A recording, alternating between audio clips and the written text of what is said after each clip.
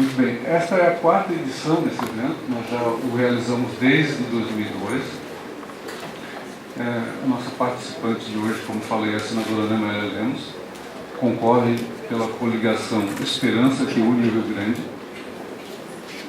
Já está confirmada aqui a participação do candidato Roberto Robaina, também do PSOL, vai ser na próxima quinta-feira, na sala Rosane Reineck Schmidt, pela manhã.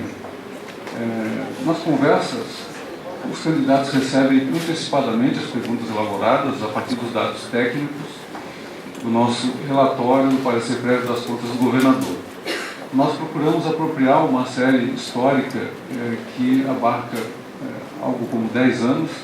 A ideia é não caracterizar como crítica a um governo específico, mas sim tratar de questões ditas de interesse de Estado. Procuramos abordar temas com caráter de política de Estado, os quais são objeto de análise em nossa atividade e têm relação direta com a vida do cidadão. Gostaria de saudar aqui a presença do candidato a vice, deputado estadual Cassia Carpes, do nosso procurador-geral do Ministério Público de Contas, Dr. Geraldo Camino, Dr. Heloísa Piscinini e Dr. Renato Godin, colegas conselheiros substitutos. Saúdo também a presença do Gilmar, que está na presidência da STEC, do nosso presidente, Sérgio Armiola, do colega Daniel, do Sindicato PGE, que nos acompanha, e gostaria de passar a palavra para o presidente César Armiola para que faça a sua saudação. Muito bom dia.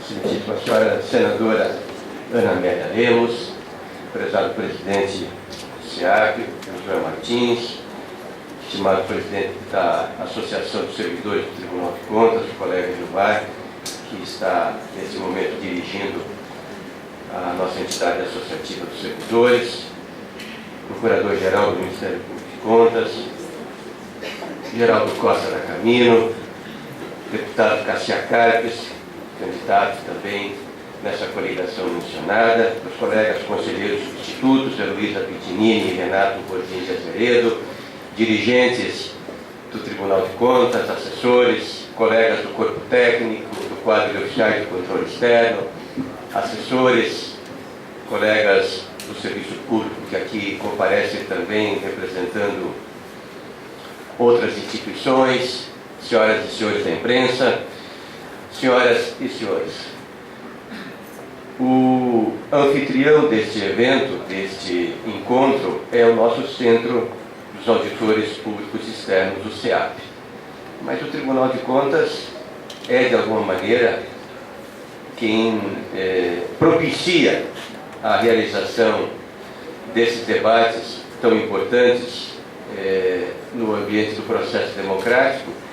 E eu não poderia deixar de, em nome da nossa casa, prezada senadora Ana Amélia, prezado deputado Cassia Carpes, deixar de aqui estar para lhes dar as boas-vindas, renovar a manifestação de apreço pessoal e institucional, porque se trata de pessoas públicas pelas quais temos o maior respeito e consideração.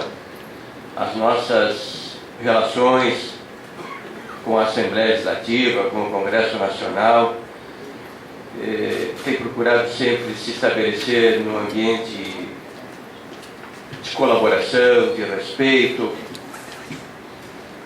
convergindo todos para a concretização do tão falado, mas nem sempre concretizado princípio republicano.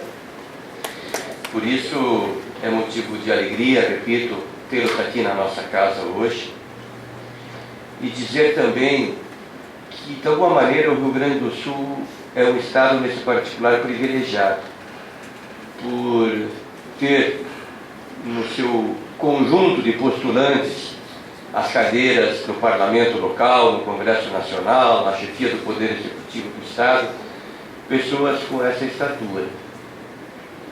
Estamos recebendo aqui na nossa casa os candidatos, conhecendo mais das suas propostas, dos seus objetivos, das suas inquietudes. E, repito, é importante sabermos da atenção que todos têm demonstrado para com os problemas do Estado, que para nós aqui do Tribunal de Contas, em boa medida, são do conhecimento íntimo, porque fazem parte da nossa rotina de atuação. Espero, senadora Ana Amélia, que a senhora, como das outras vezes que aqui esteve, se sinta muito à vontade e que retorne outras vezes, porque temos muito respeito, muita consideração, desejando que esse encontro seja muito produtivo para todos. Muito obrigado. Obrigado, presidente. Bem, então, vamos dar início à conversa com a candidata Ana Amélia Lemos, que representa, como eu disse, a coligação Esperança que une Rio Grande, formada pelos partidos PP, SDD, PSDB e PRB. Inicialmente, vamos conhecer um pouco da trajetória da candidata, que é uma figura pública bastante conhecida, mas é sempre bom relembrar alguns detalhes da sua vida, né? Ana Amélia Lemos nasceu em 23 de março de 45, em Lagoa Vermelha, no interior do Rio Grande do Sul. Concluiu o ensino básico em escolas públicas de Porto Alegre e o ensino médio na cidade natal, graças à bolsa de estudos concedida pelo então governador Leonel Brizola.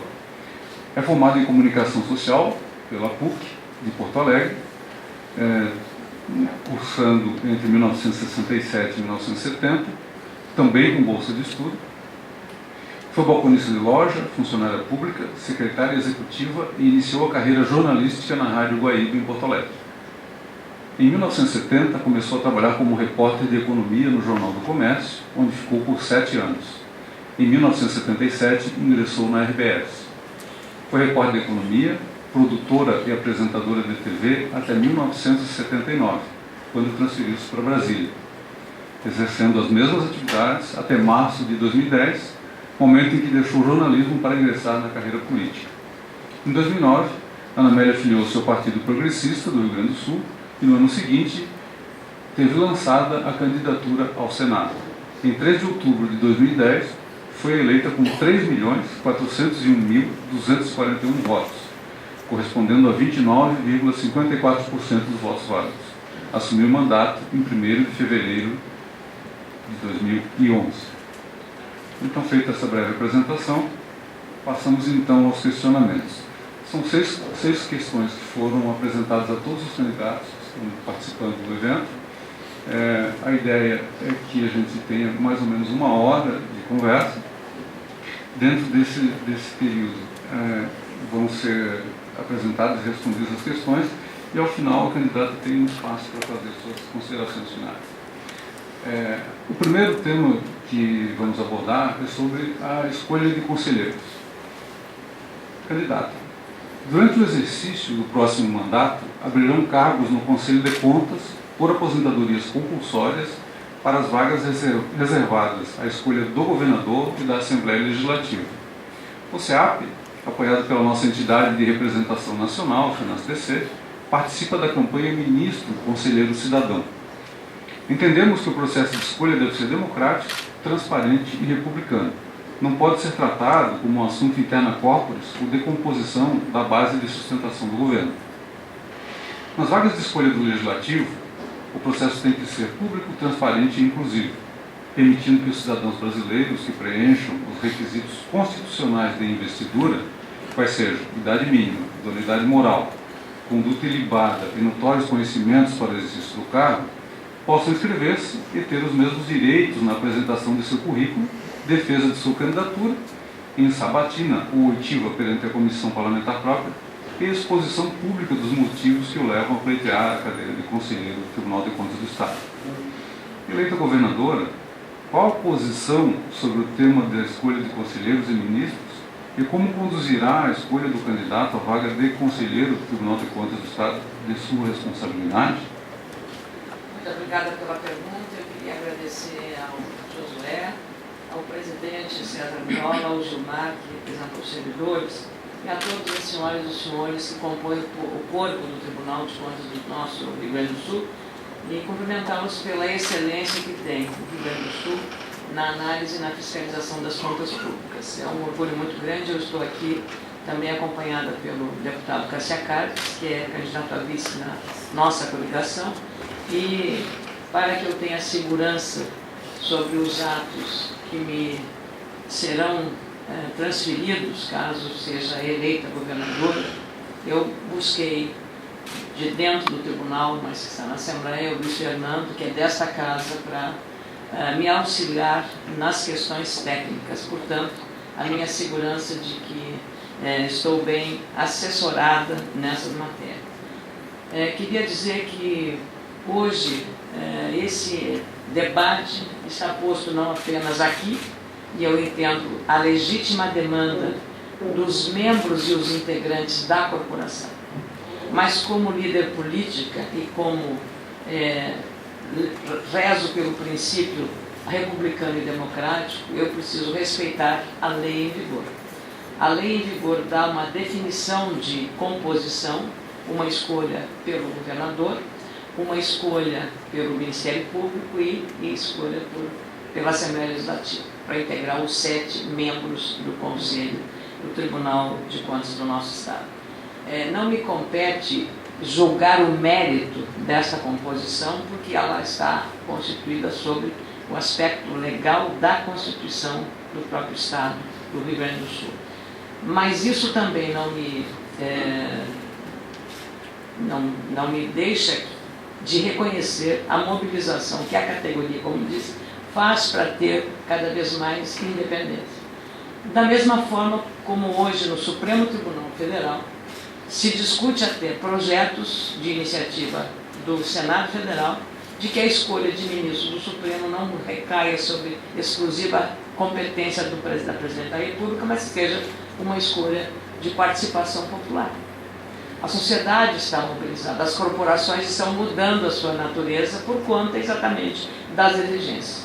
Mas como líder de um processo político que vai assumir, digamos, se vencer as eleições, a responsabilidade de comandar o Estado, a minha obrigação é respeitar a lei vigente no nosso Estado em relação à composição do Tribunal de Contas do Estado e as demais, como, por exemplo, diz respeito a salários dos servidores, sejam desta casa ou de outras categorias, como as diversas categorias da área da segurança pública. O governo atual concedeu reajustes e esses reajustes serão executados pelo próximo governador, ou governadora, espero que eu esteja lá, para honrar esses reajustes concedidos.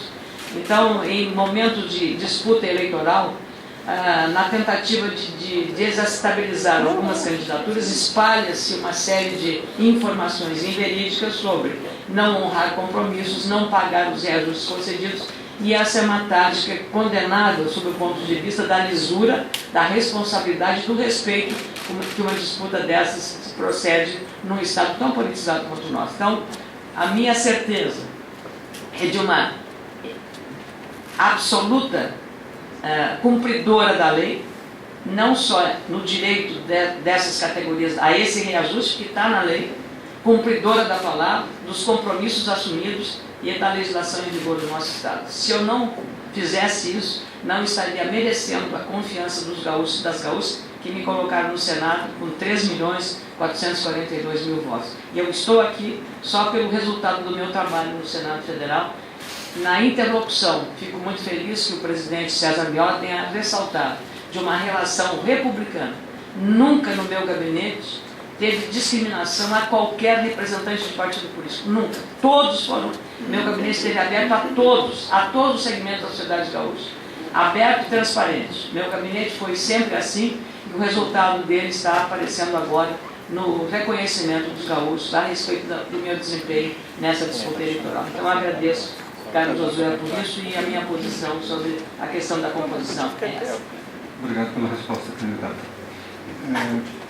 O próximo tema diz respeito à auditoria sobre a Receita Estadual.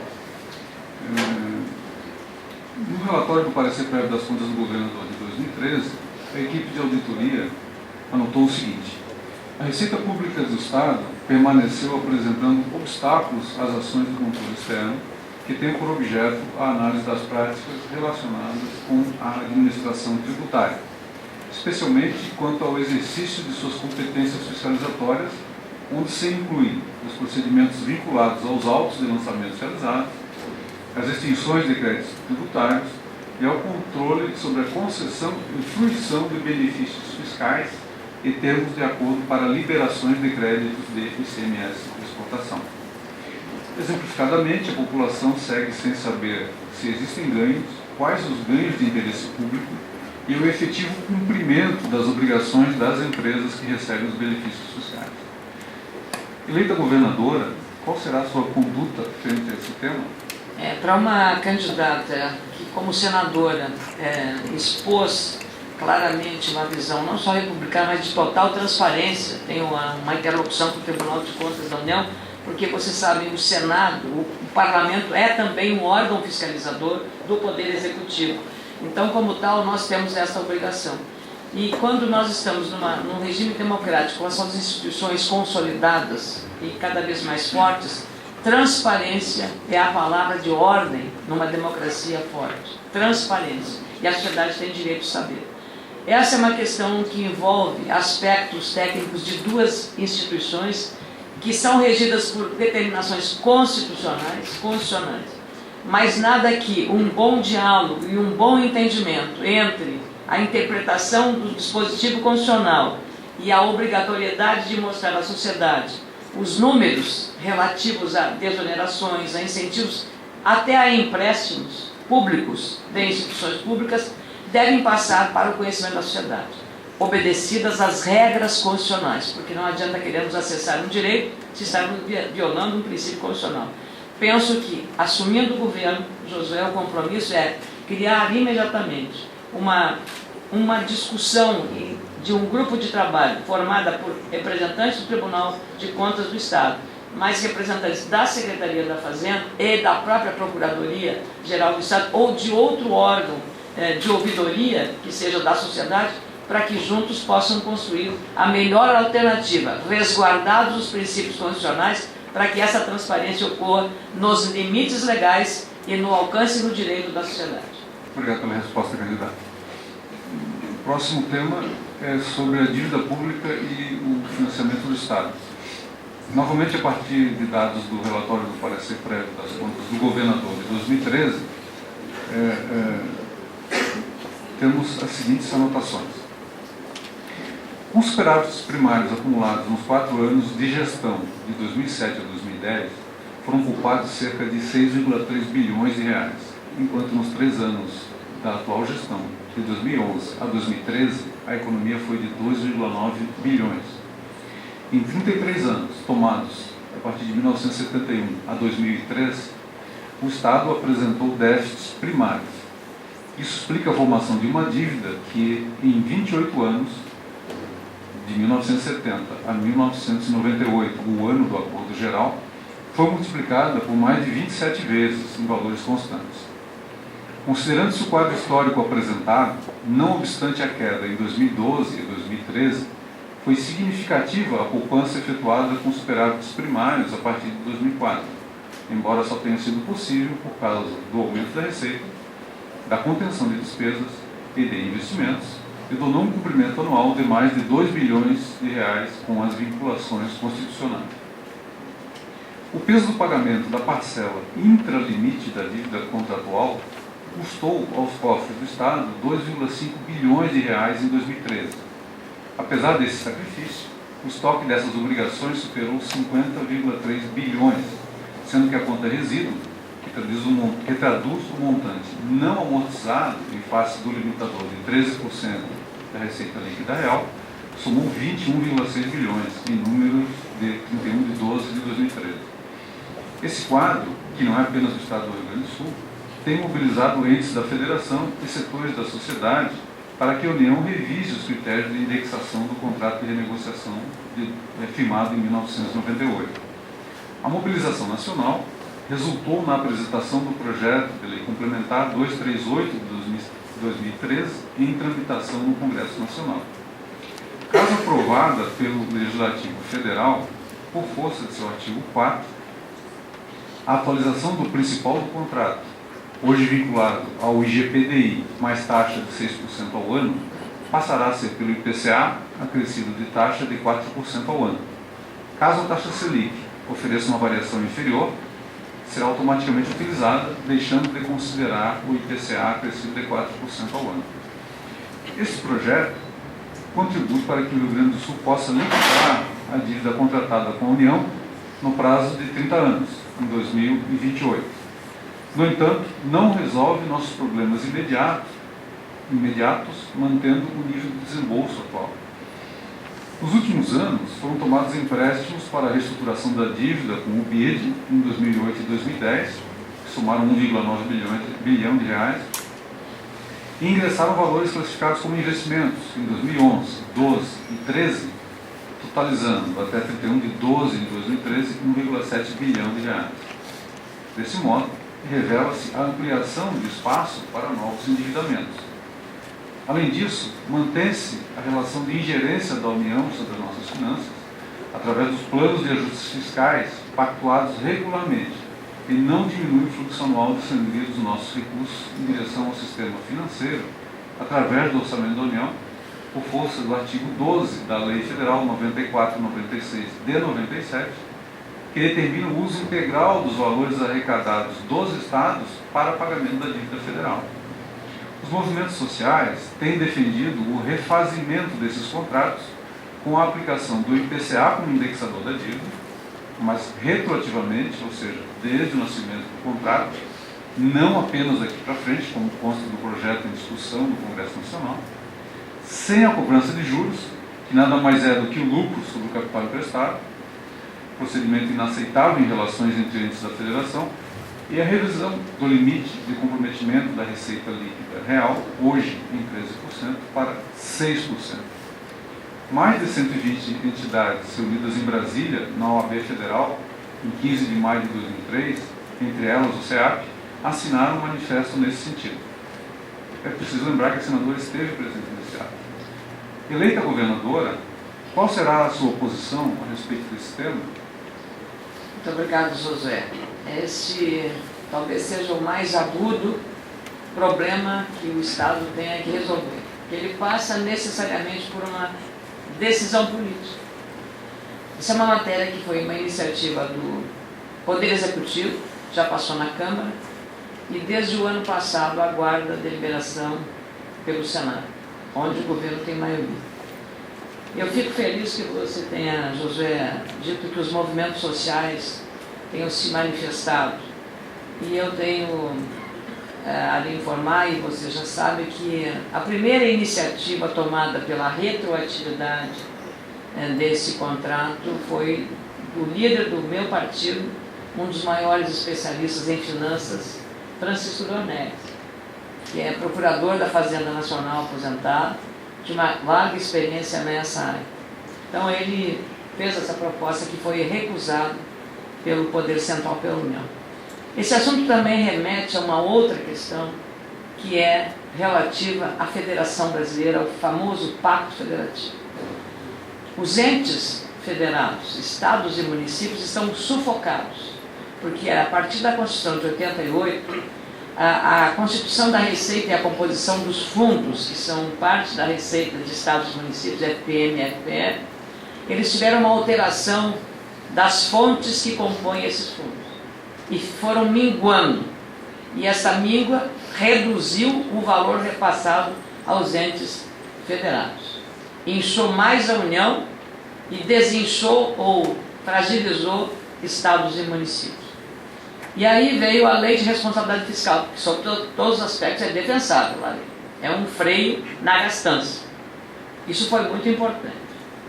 Esse contrato da dívida foi também para tentar arrumar. Passaram-se muitos anos e nós continuamos vendo essa sangria inaceitável, porque é uma injustiça federativa o que está acontecendo em relação a isso. Porque a União empresta a 3% para outros países, vai criar um banco de investimentos agora, formado pelos BRICS, para financiar a 3%. E nós estamos pagando hoje 9%. Então é sob todos os aspectos. Não acredito, sinceramente, sou senadora, estou desde o ano passado, trabalhando intensamente na votação, que chama nós agora PNP 99, mudou a numeração do Senado. Por quê? Porque em novembro do ano passado, eu estava insistindo para a votação disso na Comissão de Assuntos Econômicos. A relatoria dessa matéria está nas mãos de um excelente senador, o senador Luiz Henrique da Silveira, que é ex-governador de Santa Catarina. E eu queria que aprovasse. Eu não estava preocupada quem seria beneficiado. Seria o governador atual, o beneficiado, porque a ação já viria beneficiar a partir de 2014. E seria um grande ganho para o Rio Grande do Sul a aprovação. Lutei em novembro de 2013, muito, para votar na comissão e no plenário do Senado, antes que iniciasse o recesso legislativo do ano passado. Alertada e solicitada pela liderança do partido do governo de que as agências de análise de risco país, e o senhor sabe o que elas fazem, estavam presentes fazendo análise da situação das contas públicas federais. E que se esse projeto fosse aprovado, isso poderia comprometer a análise de risco e aumentaria o risco Brasil do ponto de vista da análise dessas agências internacionais. Mesmo sendo uma senadora gaúcha comprometida com a defesa dos interesses do Rio Grande do Sul, eu também sou uma cidadã brasileira e o interesse nacional se sobrepõe nesses casos. E de boa fé, com a responsabilidade institucional, política e republicana, presidente, eu aceitei o acordo, porque o acordo era, não vamos votar agora, votaremos no mês de fevereiro, quando abrirem os trabalhos legislativos do exercício de 2014. Eu aceitei. Aceitei por entender que eu estava ali cumprindo com uma missão institucional, com uma missão política, constitucional e de responsabilidade também como senador. Passou fevereiro, passou março, passou abril, passou a Copa do Mundo, entrou a eleição. E nós continuamos trabalhando nisso. Esse assunto, presidente Josué, não está sozinho. Ele está junto com a questão da convalidação dos incentivos fiscais, que é outro processo que divide estados que estão na guerra fiscal. Então, é bom entender que isso não caminha só. Os estados que dão incentivos condicionam a aprovar, e esse é outro aspecto dessa matéria, condicionam a aceitar essa aprovação com a aprovação dele. É a barganha política. Legítimo. Não vou discutir o mérito disso, é legítimo. Então, 3 estados, e no CONFAS é preciso a unanimidade, estão quebrando também a unanimidade para tentar viabilizar alternativas para a sobrevivência dos estados. 3 estados não querem a forma como está sendo construída, no caso da convalidação dos incentivos. Há um volume de recursos represados de investimentos por conta da insegurança jurídica na questão dos incentivos. E os estados que são devedores, como o Rio Grande do Sul, como Alagoas e como a Prefeitura de São Paulo, são os maiores, as maiores dívidas e os maiores impactos dessa mudança do indexador são dessas 3 unidades. Perguntei ao presidente da Comissão de Assuntos Econômicos, Lindbergh Farias, hoje candidato ao governo do Rio de Janeiro do PT, quando, enfim, seria votado, no início de agosto, antes de encerrar o recesso parlamentar, em junho. E aí ele disse, olha, senador, houve um acordo entre o governador de Alagoas e o governador do Rio Grande do Sul para que essa matéria seja votada em novembro próximo. Eu fiquei sinceramente surpresa. Eu disse, bom, espero que não haja nenhum componente eleitoral nesse assunto, porque vai ser depois das eleições. Esse não vem ao caso, o fato é que está previsto. Olha, se nós não cumprimos um acordo que era firmado pela base de maioria no Senado Federal, em fevereiro, o acordo não foi cumprido, porque eu só aceitei não brigar mais, porque eu acreditei que a gente votaria mesmo em fevereiro. Se nós não votamos, se um acordo foi quebrado, eu não tenho nenhuma razão para acreditar que em novembro ele seja votado. Não tenho.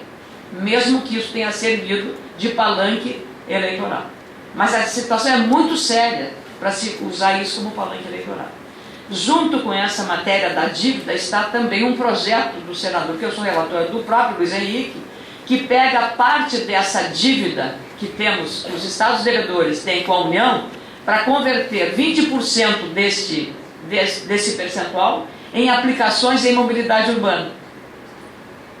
Porque as ruas se manifestaram no ano passado, em todas as cidades, pedindo exatamente o quê? O transporte urbano de qualidade. Foi por isso que queimaram ônibus, foi por isso que fizeram protestos em todo o Brasil. Então, este projeto do senador Luiz Henrique contemplaria também ampliar os investimentos contando com aquele recurso. Também não conseguimos ter encaminhamento, como não conseguimos ainda resolver o problema dos incentivos. E, para evitar omissão nesse processo, entrei com uma emenda constitucional, já está na Comissão de Constituição e Justiça, porque nós temos, e aí foi mencionado en passant, um crédito.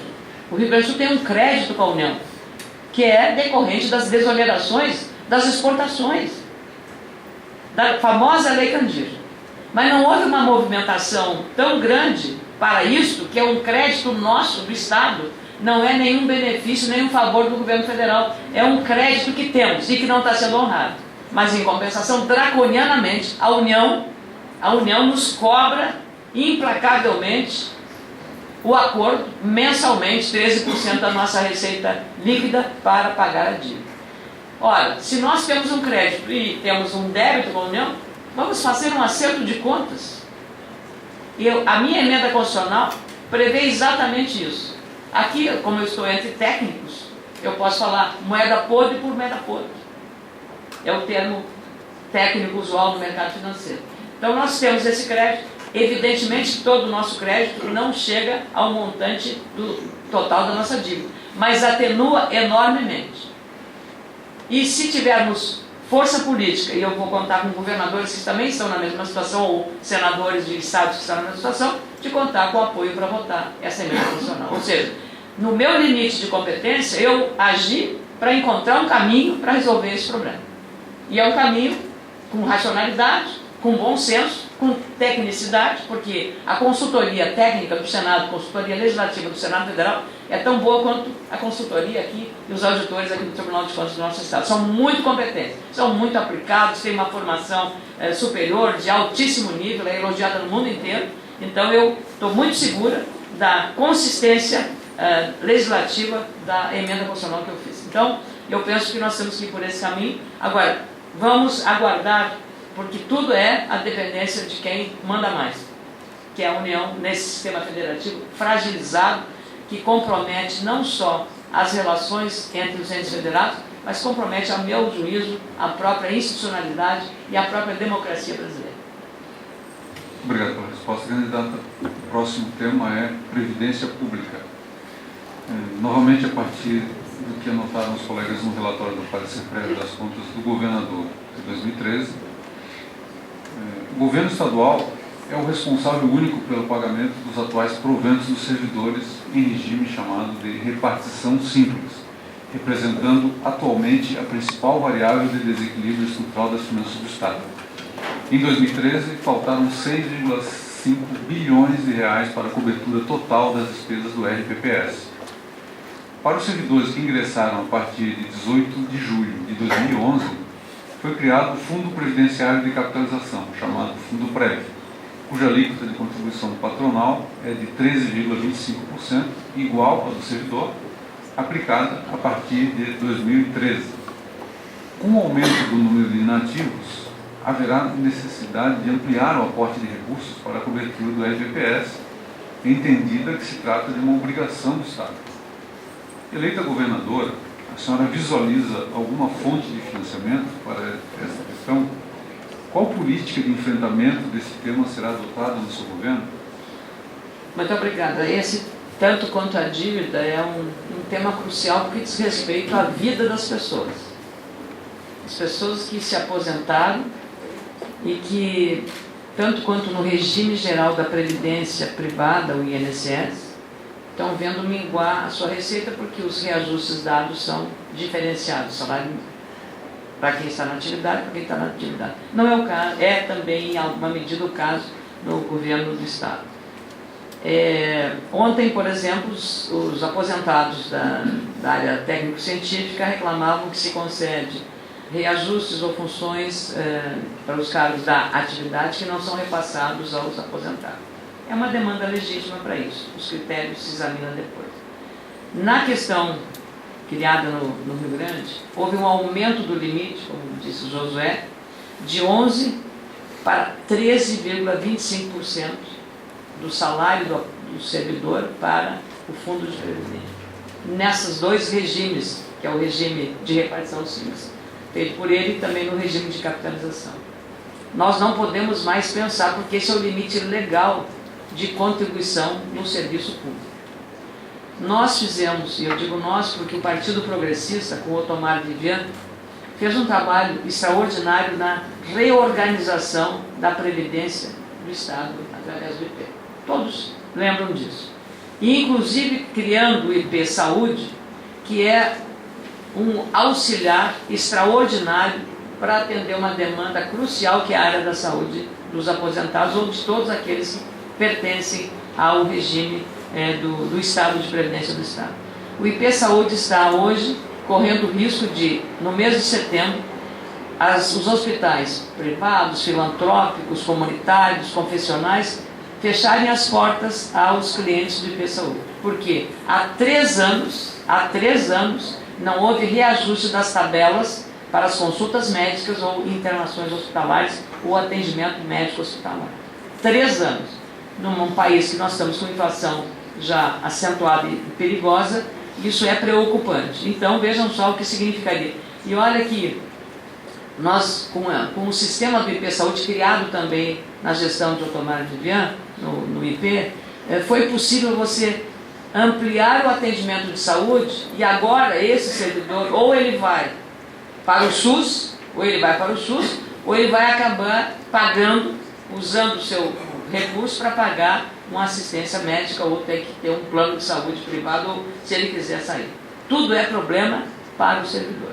Então, também nesse caso, vamos fazer no caso das disputas, da transparência das contas, de acesso às informações entre a Fazenda, o Tribunal de Contas e a Procuradoria-Geral da República, também nesse caso precisaremos urgentemente um grupo de trabalho com os especialistas em previdência para encontrar a solução para esse problema, para dar segurança e tranquilidade a quem está por se aposentar, que já estão preocupados com o seu futuro, e para quem está aposentado, com a garantia de que ele vai continuar recebendo. Porque, dada a gravidade e a fragilidade das finanças do Estado, tudo isso é uma incógnita. Também queria lembrar, caro Josué, caro presidente, que a governadora, se assumir em janeiro, vai executar um orçamento que será encaminhado agora em setembro pelo atual governador à Assembleia Legislativa, e a minha margem de manobra, ou de quem quer que seja, espero que seja eu, vai ser muito, muito pequeno. E esse orçamento terá que ser executado. Então vejam só que não é uma tarefa fácil. Agora, Josué, meu presidente, César Miola, Gilmar, aos caros amigos aqui do Tribunal de Contas. A gravidade dos nossos problemas não é maior que a nossa coragem de enfrentá-los. Com o que o Rio Grande precisa fazer para sair dessa coisa de nós estarmos permanentemente reclamando, exigindo de uma coisa que não acontece. Alguma coisa vai acontecer. E vai acontecer com muita responsabilidade, com muita transparência e com muita participação dos setores responsáveis por cada área, entre eles o da Previdência, com este grupo que vai discutir o melhor caminho para dar essa segurança necessária aos aposentados. E lembrando também, hoje da folha do Estado, 53% são inativos. 53% da folha. 47% são ativos. É bom chamar a atenção para esse dado. E ainda mais considerando que nós, claro, eu reconheço que o Estado também está fragilizado em todas as áreas.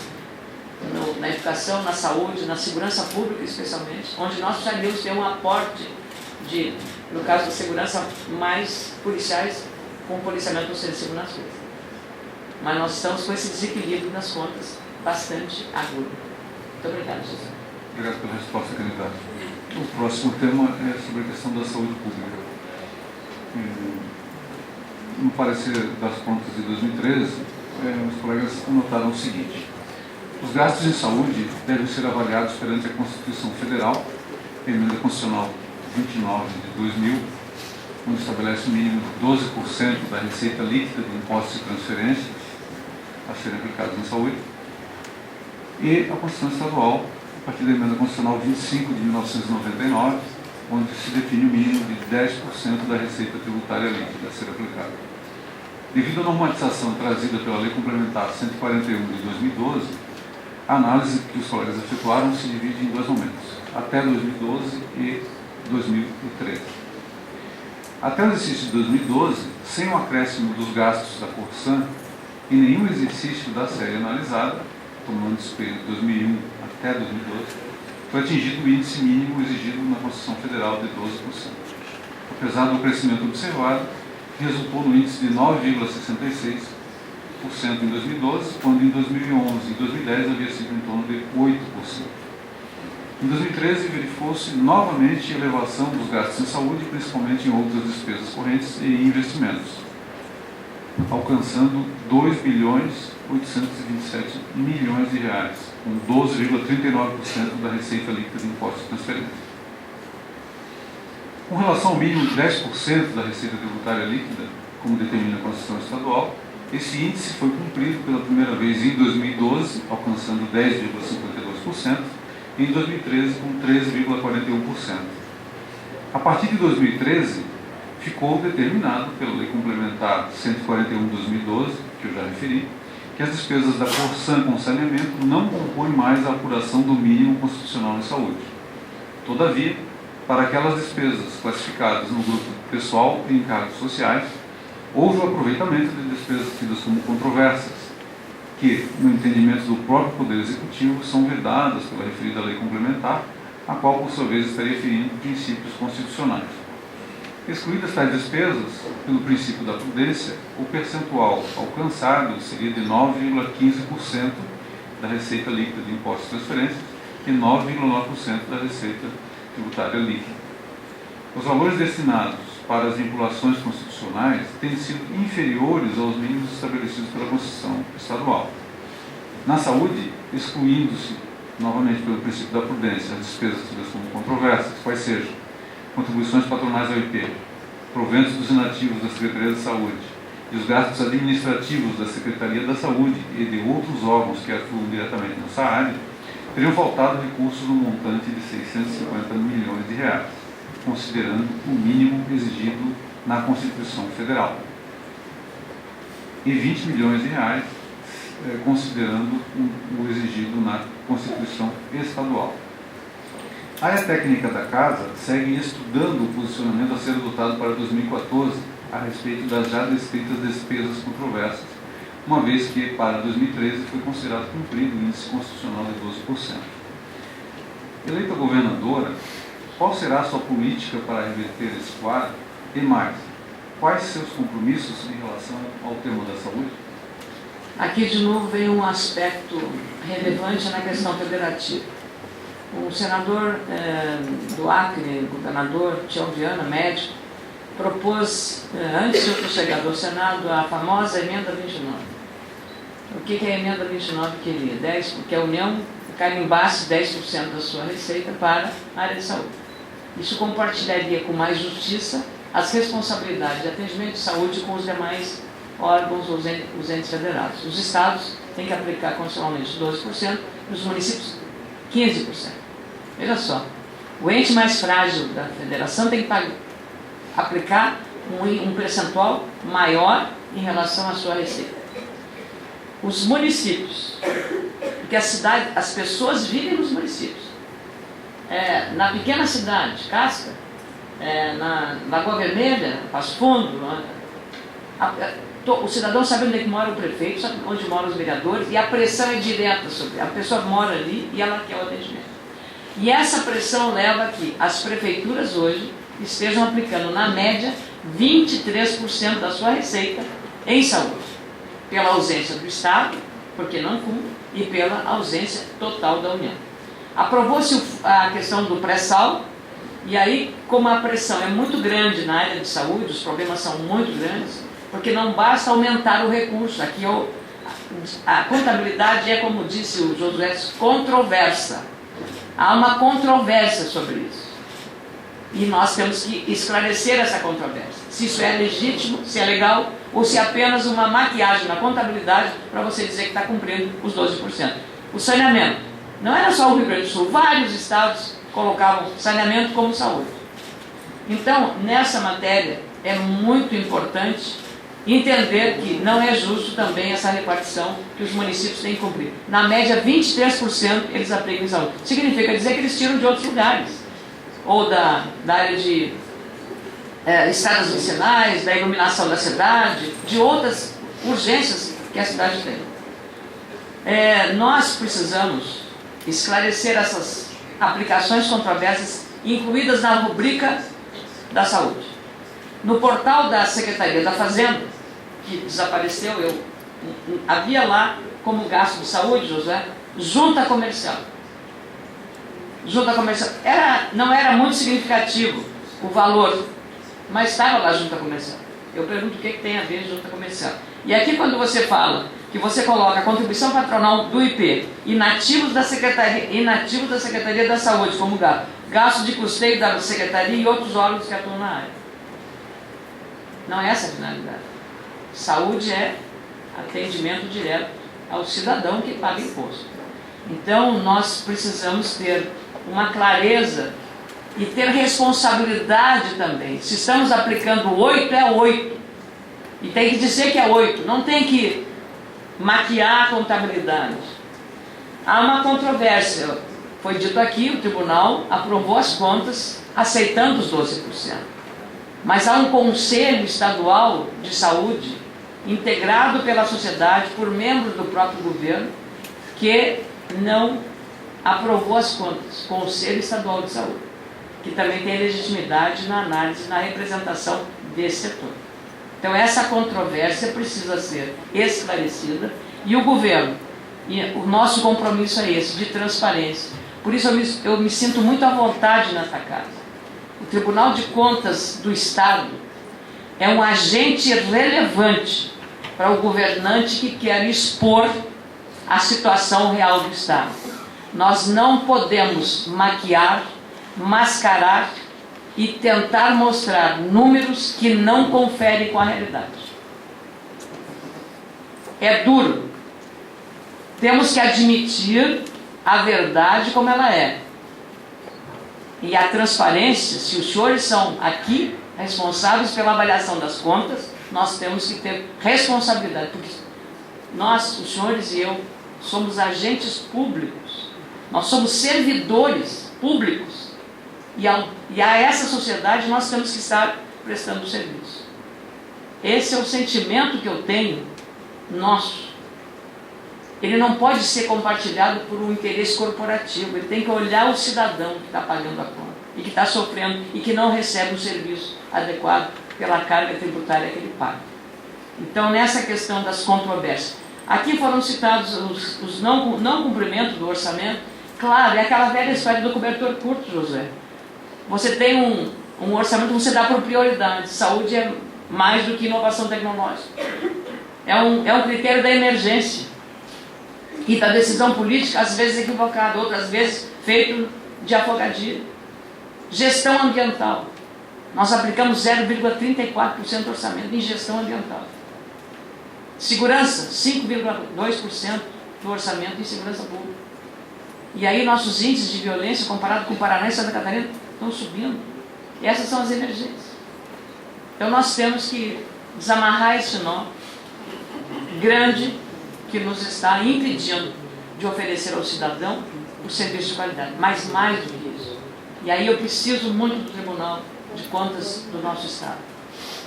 Nós estamos nos tornando um Estado muito difícil de trabalhar. Muito difícil. As empresas estão fugindo do Rio Grande do Sul. Não em busca de incentivo fiscal. Estão fugindo em busca de facilidade para produzir. A empresa Estemac é uma das maiores empresas brasileiras na produção de geradores. Está indo embora. Uma empresa de Farroupilha pediu uma licença ambiental para fazer uma nova fábrica em Farroupilha. Ela produz ferragens para construção de móveis, parafusos, dobradiças, tudo que vai no mobiliário. A informação que recebeu é que em 3 anos a licença ambiental poderia estar pronta. A empresa foi para o Paraná, e em 30 dias a licença estava concedida, a fábrica já está funcionando e tem 800 empregados. Nós não podemos mexer, nós não podemos em nenhum momento admitir a hipótese de não ter desenvolvimento sustentável. O que é isso? Preservar o meio ambiente em toda a sua inteireza e tudo que diz a lei. Mas nós não podemos também que a burocracia para uma decisão dessas demore 3 anos para o licenciamento. Se a estrutura não está funcionando por conta da falta de pessoas, da falta de equipamentos, nós não temos laudos, nós não temos arquivos, nós não temos avaliação geológica, avaliação antropológica ou avaliação dos nossos recursos hídricos. Então, um lençol freático numa região, tudo isso tem que ter. Nós não temos esse arquivo. O Estado também perdeu a sua capacidade. O que está acontecendo com o Rio Grande? Está perdendo competitividade. E esse é o pior dos mundos, porque nós só vamos aumentar a receita, eu estou falando com as pessoas especializadas, mediante crescimento econômico sustentável. Mas como é que nós vamos crescer se do outro lado do ambiente hostil não temos segurança jurídica e temos uma dificuldade? Nós ficamos numa situação para o empreendedor, o Estado lhe diz não pode, não dá, e olhar sempre o empreendedor com desconfiança. Santa Catarina subiu 9 pontos em competitividade nos últimos 2 anos.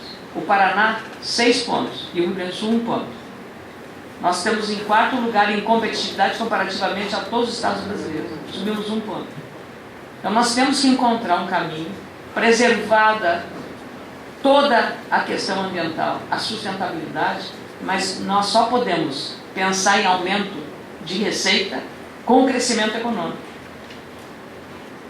Com crescimento econômico, com os direitos trabalhistas preservados, com regras muito claras para a economia, porque nós vamos minguando e estamos também numa situação geográfica que nos, digamos que não nos é favorável, porque nós estamos na ponta do país e a logística para levar os nossos produtos para o centro do país também custa mais caro que os outros.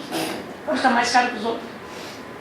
Um saco de arroz que sai daqui, do Rio Grande, para ir para São Paulo, nosso arroz é de excelente qualidade, tanto que os maiores consumidores são São Paulo e o Espírito Santo, ele custa 100. O arroz que sai do Uruguai, pelo Porto de Montevidéu, para ir entregue lá em Recife, custa 20. 20. 100 para 20. Isso é redução da competitividade. E aí quando nós vamos fazer os nossos calçados para andar para a Argentina não recebe o nosso calçado. Então nós temos aí um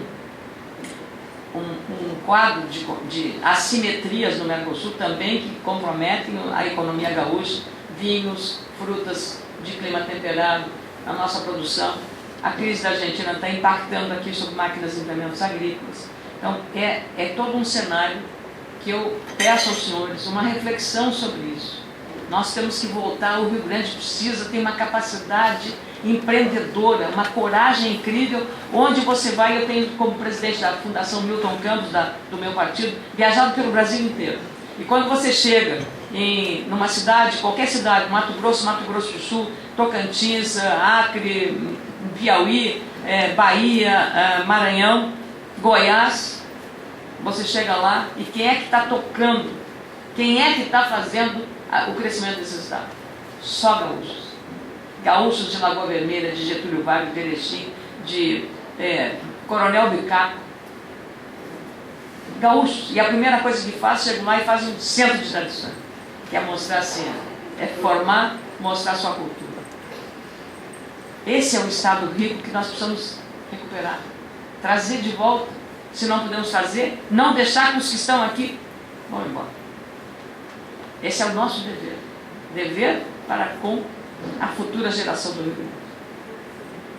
Muito obrigada pela oportunidade de falar nessa iniciativa que é muito relevante para os gaúchos e para essa coletividade tão importante para o nosso Estado. Sim. A última questão, então, que se a candidata quiser seguir com as considerações finais, tem um tempinho ainda à disposição.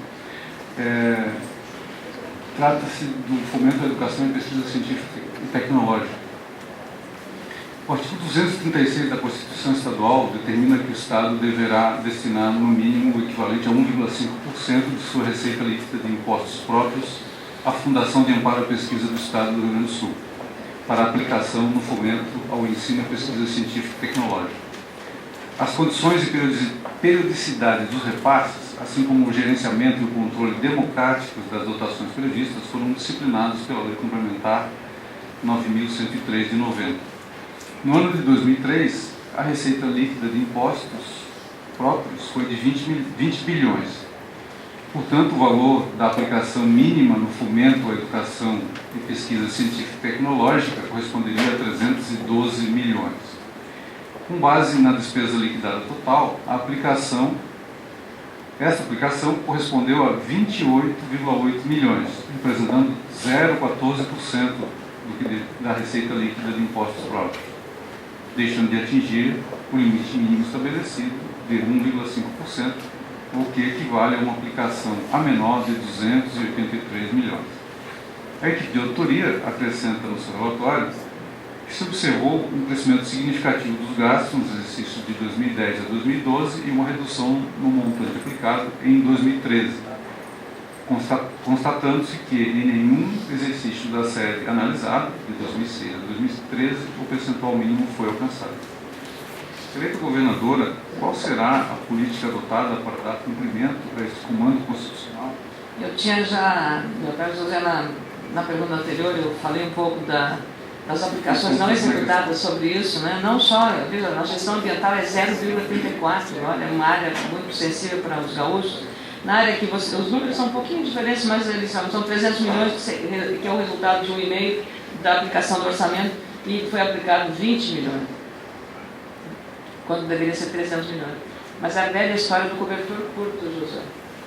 Então, veja, nós estamos discutindo saúde, 12%, atendimento direto. E aqui é inovação. Esse é o grande dilema do líder político na tomada de decisão. É a famosa escolha de Sofia. A escolha de Sofia. Então, na gestão do orçamento, você também tem um dilema disso, para como vai canalizar. E renovo. Assumindo em janeiro, eu vou executar um orçamento alheio, um orçamento do atual governador, que será encaminhado à Assembleia no dia 15 de setembro deste ano. Pelo menos em 2014, vou ter que palmilhar e trilhar um orçamento que não foi preparado pelo nosso governo. Muito obrigado, senadora. Candidata Ana Amélia, o senhor poderia desejar sorte na campanha, assim como todos os candidatos que passaram por aqui.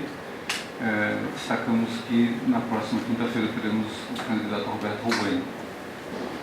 Muito obrigado a todos pela presença e tenham todos um bom dia.